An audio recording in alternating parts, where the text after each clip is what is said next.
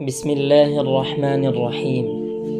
রাসূলুল্লাহ সাল্লাল্লাহু আলাইহি ওয়াসাল্লাম ইরশাদ করেছেন, হাদিসের মাফহুম হলো, তোমাদের মধ্যে ওই সমস্ত মানুষেরাই কামিয়াব যারা নাকি নিজের নফসকে কন্ট্রোল করে এবং নিজের নফসকে দমিয়ে রাখে, আখিরাতের কথা চিন্তা করে এবং সে অনুযায়ী আমল করে।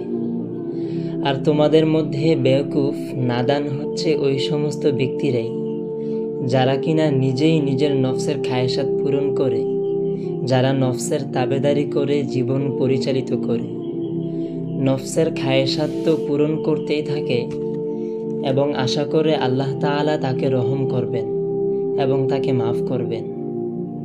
যদি আমাদের অবস্থা এমন হয় যে আমরা নফসের তাবেদারি করি আর এই চিন্তা করি যে আল্লাহ সুবহানাহু ওয়া তাআলা আমাদের মাফ করে দিবেন, এর মানে হলো আমরা অত্যন্ত গাফলতের মধ্যে আছি।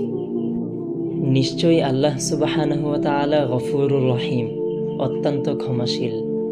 তবে তাদের জন্য যারা কিনা আল্লাহ তাআলার হুকুমের উপর জীবন পরিচালিত করেছে। আল্লাহ তাআলা আমাদের প্রত্যেককে হেদায়েত দান করুন, আমিন। আসসালামু আলাইকুম ওয়া রাহমাতুল্লাহ।